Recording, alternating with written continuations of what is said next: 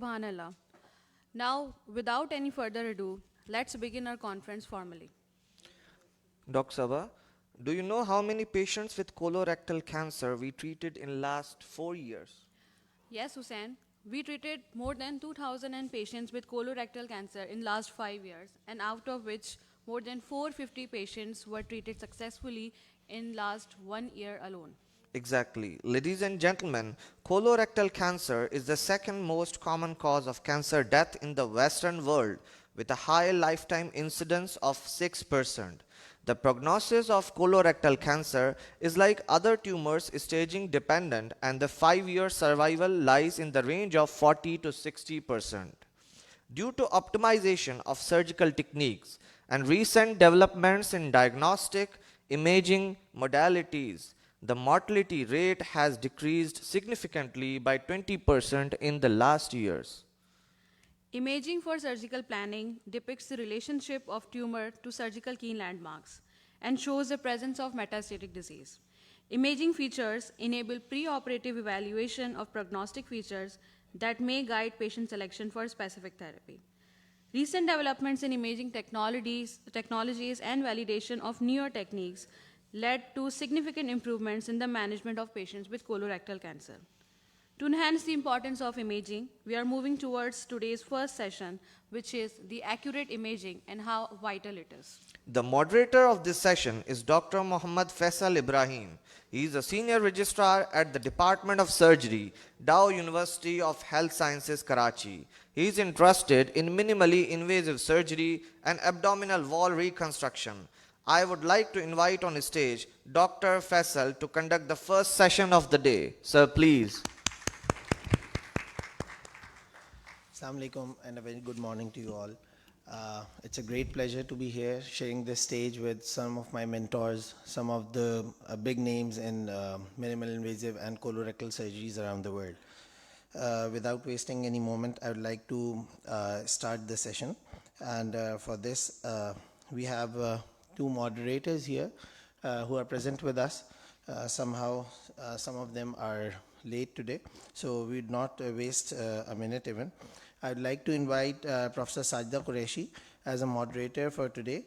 She is a professor of surgery at Dow Medical College and a trained upper GI and cancer surgeon. She's the first female surgeon to perform minimal invasive robotic surgeries in Pakistan, and she's interested in advanced endoscopies. She has more than 40 researchers to her name, and she has also got the credit for designing the first curriculum of upper GI fellowship in Pakistan. Thank you, Dr. Sajda Qureshi. The next moderator for today's session is Professor Tariq Mahmood, who is a big name in radiology. He heads the Department of Radiology and Cyberknife Tomography at JPMC Karachi. As head of radiology, he has transformed his department and also introduced cyberknife and tomotherapy in Pakistan, offering absolutely free of charge cancer services at a public sector hospital. For his services, he was also awarded Tamga Imtiaz by President of Pakistan and a rank of Surgeon Commander by a Chief of Naval Staff. He was also elected as Fellow of Royal College of Physicians of Edinburgh and a member of Pakistan Nuclear Regulatory Authority and Patients Aid Foundation, JPMC.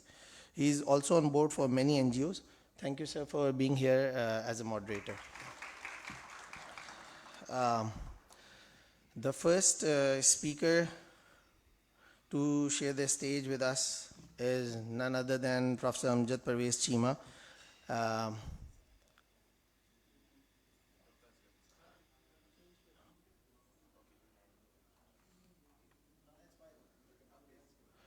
So the first presenter would be Dr. Asghar H Asghar, who is a consultant clinical oncologist at KIRAN and Memon Medical Institute.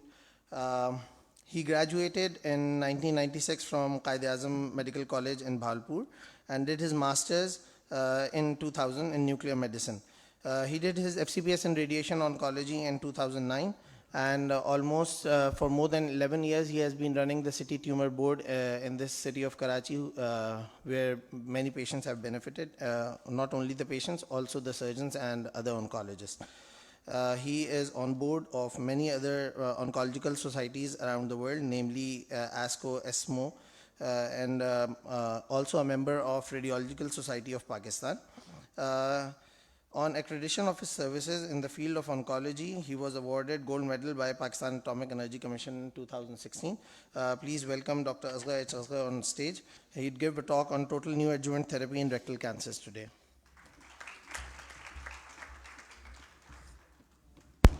Bismillah ar-Rahman. Thank you, Dr. Faisal. I think I can recall back the 2 years back when I invited for this talk in the same COLOCON. And at that time, I discussed about the short and the long course of the radiotherapy in the field of colorectal surgery and the rectal cancer. The things have been changed so rapidly, and after 2 years, I'm again going to present something new for you also, that the soon a day will come that surgeon role will be quite limited in the field of rectal cancer.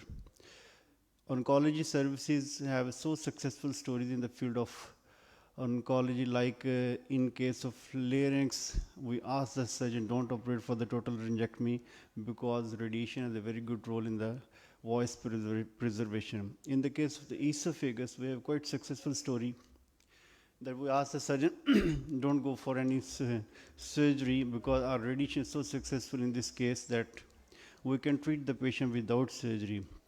Same thing will come soon, that when we're going to say to the surgeon, please don't go for APR, please don't go for LAR.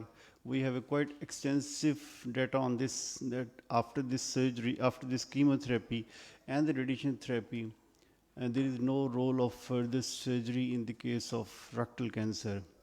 I'm going to share the data of today, total neoadjuvant therapy. Treat all the patient in the way that try to have a very minimal residual disease even if you're going to operate for this surgery.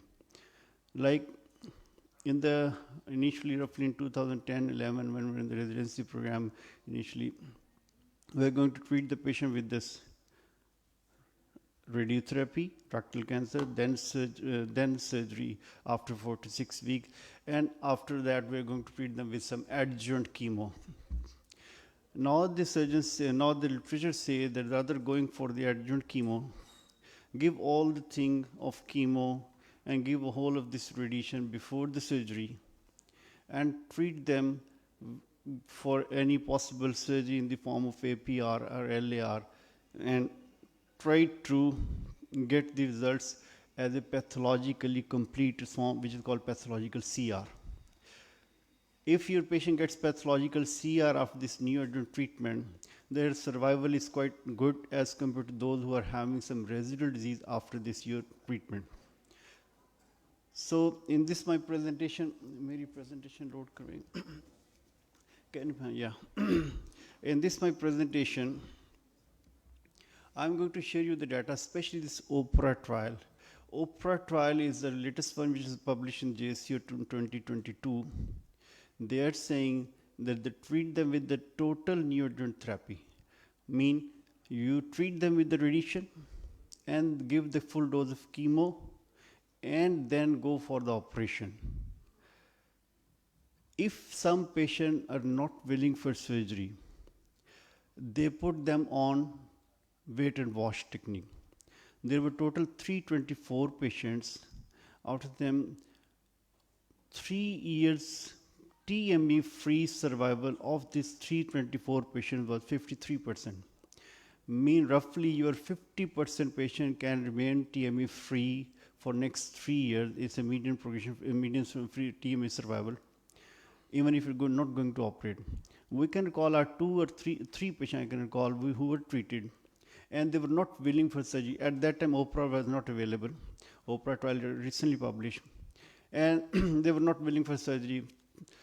We put them on wait and watch. There was a good, response from this neoadjuvant treatment, and we just treated them with only chemo radiation, no further chemo. 2 of them recurred in 3 years. 1 is lost to follow. In this same way, in this TNT trial, in this TNT treatment, treat them with the radiation, chemo radiation, and then adjuvant chemo, and then the further chemo, and then this your surgery, you'll get better results. So in this rectal cancer, this is a lethal one, as I've been told in the morning. It's quite lethal. It's the second most common cause of death in field of oncology, rectal cancer. If you can recall this whole scenario of from 1970s towards this 2010 onward, initially there was just only surgery. Then they said, treat them with the radiation alone, and then surgery. Then they said, no, give them some chemo radiation before, and then surgery. And now they're saying, delay the surgery till the completion of all of this your treatment. Treat them with the chemo radiation, treat them with the further chemo, and then delay surgery. The patient who were delayed for surgery for next 6 to 8 months after this start of this your treatment, their pathological CR rate was quite high as compared to those who were just treated with, who were just operated just after this your chemo radiation. So this is a whole of this story from 1970 onward, and now the things are moving in the more further better way. Now another thing is coming in the field that you're going to see soon, this your immunotherapy.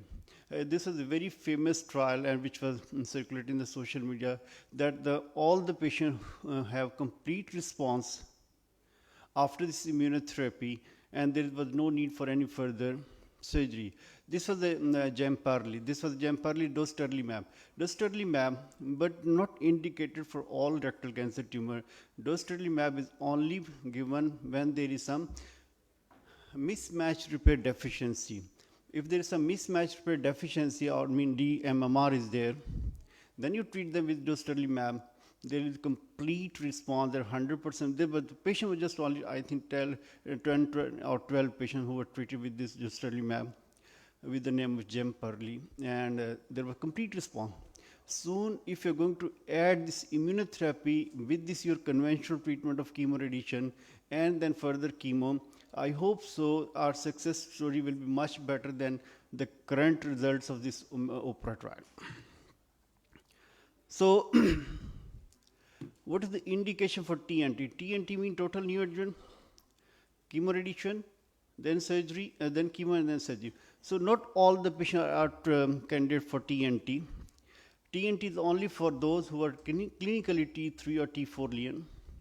If there is some node positive disease, or if you can say there is some threatened mesorectal fascia. Threatened mesorectal fascia definition means there is a less chances that surgeon will be having negative CRM. This your circumferential section will be less likely to be negative. Threatened this your CRM mean mesorectal fascia less than 1 to 2 mm, which MRI can better detect all these things. So if this type of situation is there, then you can treat them with this some TNT protocol. So in this TNT protocol, the surgeon's role is only without any TNT. When surgeons say, or when there's imaging can say that it's clinically T1 or T2, this you can better detect on this your ultrasonography, transrectal ultrasonography, EUS, or all these things. Otherwise, the surgeon role comes after this TNT. What we're doing in the KIRAN, when there was long waiting list, now we don't have any waiting list in the radiation field. We can treat the patient on the same day or the next day because we have 3-4 machines working now. When we had a late waiting list of 2 to 3 months, this is our routine protocol that we used to give the appointment for the radiation, and we had started with some chemotherapy. Even this chemotherapy, patient has a very good response, and when the time of the radiation had come, we started with the radiation, and this was almost a natural, unplanned TNT, which we're doing for the last, I think, 3-4 years in the KIRAN. Now these things have been established. We couldn't publish all these things, but now the data is now established that complete all these things. Rather you start this chemo first or with this your radiation first. It's a question of the sequence, but TNT is completion of all these things before surgery. You can have a better pathologically complete response as compared to this your own surgery upfront. So this benefit of radiation, TNT only when there's T3 and no benefit of TNT when there is a deficient MMR, I have just told you. And this was the dostarlimab. Dostarlimab is the name of gem, Pearly, not available in Pakistan, but the data is quite encouraging for us, and this has been given the accelerated this year FDA approval. No role surgery of the TNT. This is the wait and watch. Whom you will ask that you can't skip this surgery. Only those who have a DRE almost negative, no finding on MR, and colonoscopy is also negative.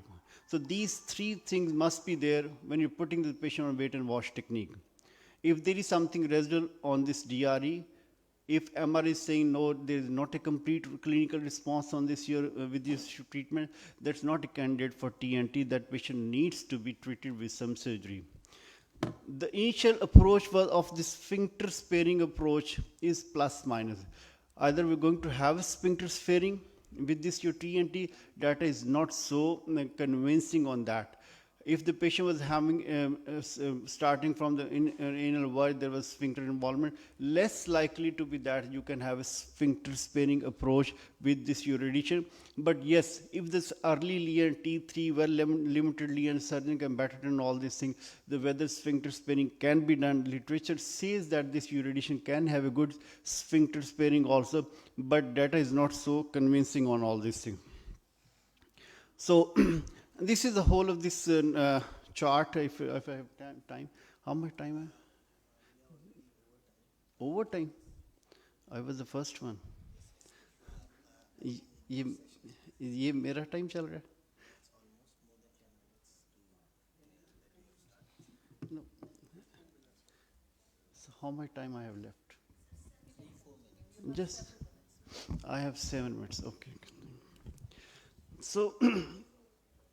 And this is some slide that if your patient has been diagnosed with the T3, T4, you assess them.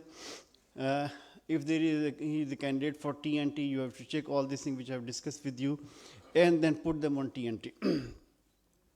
What is the benefit of long, short course? I have discussed almost 2 years back. Long course is still the standard of care. Short course means 25 gray in 5 fractions. What we're doing in the long course, we're going to give almost 50.40 gray in 28 fraction, and we're going to add with the chemo. There is no role of chemo in this short course, 25 in 5 fraction. Long course, for those, if you want to have a better TNT results, then better to start with the long course first, then further chemo. But the problem with the long course is that if this patient have some micromets which are not visible now, that can have an issue in the end. So mets-free survival in the case of long course may be less likely, less or as compared to this year. So if you're suspecting that there's some micromets or there's T4 lesion or T3 plus lesion node positive disease, start with the long course first and then go for this year. But extensive involvement, if there's symptomatic M1 with M1 lesion, then you can have the short course also. Yet we, in practice of KIRAN, we are not going to have a short course, because they have more complication rates as compared to that. So we are going to have the long course in the standard one. Okay. So this was actual TNT, and started with this chemo and then radiation, or radiation then chemo, all these things, and then this was the OPRA trial. And the mets-free survival was roughly 53% in those who were started with the CCRT first, and then chemo, as compared to those who were started with this year, induction chemo first and then CCRT. But there is no difference in the local regional disease-free survival. There is no difference in overall survival, mets-free. This OPRA trial. This OPRA trial is being continued. They are going to observe in the end also. This is a 3-year data which has been published in JCU. There are other analysis of the TNT. There is a pathologically complete response. In the case of the breast cancer, we're going to treat them with a very extensive surgery of the neoadjuvant chemo and all this. We're giving the pathologically complete response roughly less than 10% or 15%, not more than that. Here, the pathologically complete response with the TNT is 30%. I think this is quite big results as compared to the other.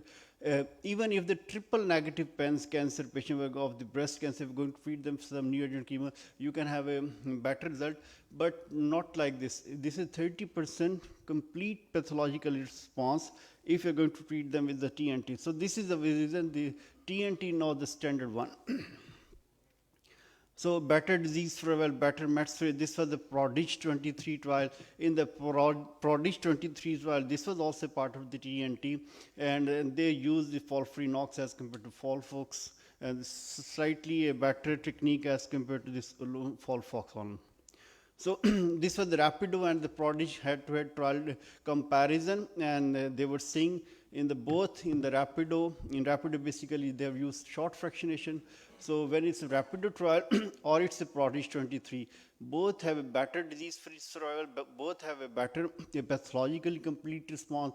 In the PRODIGE, they use FOLFIRINOX. In the Rapido, they haven't started with the FOLFIRINOX. They started with the short fractionation of the radiation, and then they had given this your chemo. So Rapido and the PRODIGE is now established protocol. Sequence is a questionable. Whether you're going to start, I have discussed with you the chemo first or radiation first, it's something debatable, but both are equally recommended in the guideline. No exact answer on this sequence, but better compliance with the radiation first. Patients are not having the complication of chemo. Initially, if you're going to start with the chemo radiation, they are tolerated well and they complete the course. Success in the surgical technique, complications surgical, almost in both group, 90% was patients were able to be operated well successfully as compared to the some other way of treatment. So success in the field in the surgical procedure was safe, but all those patients who were given the first radiation and then chemo and then was surgery, slightly complication with the surgery was seen because there was some fibrosis. But all those who were treated in the end for radiation and then they were operated for surgery, they have less surgical complication as compared to the other one. So I would like to summarize now. The TNT is now the standard of care. This is the reason I selected this topic for this my session, because you all senior colleague over here. And so if the patient is coming to you for rectal cancer, assess them. If it's T1, T2, go for the surgery. No need to send them to us. But if it's T3, T4 or N positive disease, then high likely that this patient is a candidate for this your TNT. So if the patient is willing for surgery for this your wait and watch, so this is yet not the standard. I'm not going to say this is not a, it's not the standard of care. If the patient want to have his wait and watch, then check them whether the DRE, MR and colonoscopy is favoring to wait and watch. Otherwise, they are not candidate for wait and watch, then this patient should be sent for this surgery. So I think, so thank you very much for the listening. Thank you, sir. Questions we'll encourage in the end.